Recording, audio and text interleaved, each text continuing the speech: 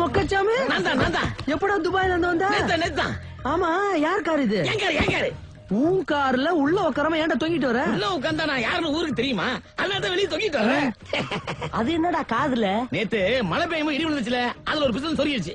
அத உருவி எரிஞ்சிட்டு வர்ற வழியில பிஎம்பிஎல் டாக்டர் பாத்துட்டு வரேன். ஏண்டா இதெல்லாம் நமக்கு தேவையாடா? அவனை பத்தி தான் தெரியும்ல, ரொம்ப உண்மையை பேசுவான். ஆமா, இது எது கையில சுத்திக்கு இருக்க? நிறைய செயின் கழுத்துல போட்டதுனால கழுத்து வலிக்குது, அதனால கையில போட்டு சுத்துறேன். சரி அதை விட மொக்க, சரக்கு வாங்கிட்டு வந்தியா? இந்த மூஞ்சிக்கிட்ட எல்லாம் பழகிட்டு சரக்கு வாங்காம ஊருக்குள்ள வர முடியுமா? கொண்டு வந்திருக்கேன், வாங்க வாங்க போலாம். வாங்க. நல்லா குடிடா தண்ணி ஃபாரின் சரக்கு. ஊத்தாதப்பா. டேய் மாப்பிள, துபாயில வேலை பார்த்தல, அனுபவம் எப்படிடா இருந்தது? அது ஏன் பாண்டி கேக்குற? ஆ.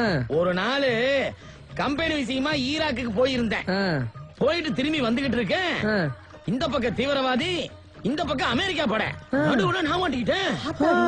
அப்புறம் என்ன, அமெரிக்காக்காரன் பீரங்கில குண்ட போட்டுட்டான். எனக்கு உயிரே போயிருச்சு. ஏன்? நடுவுல தான் நான் இருக்கேன்ல. ஓ, அத பாக்காம சுட்டான் பாரு. ஆ. என் ஈரக்கொலையே நடுங்கி போச்சு. ஏன்? ஏன்னா அந்த குண்டு என்ன நோக்கியே வந்துட்டு இருக்கு. ஐயோ. நான் முடிவு பண்ணிட்டேன், ஊருக்கு போக முடியாது, உங்களை எல்லாம் பார்க்க மாட்டேன். நான் என்ன பண்றது? என் குலதெய்வத்தை நினைச்சுக்கிட்டு அண்ணாமலையாரேன்னு ஜம்ப் பண்ணேன். அதையும் மீறி அந்த குண்டு நேரா வந்து என் வயித்துல உரசிருச்சா?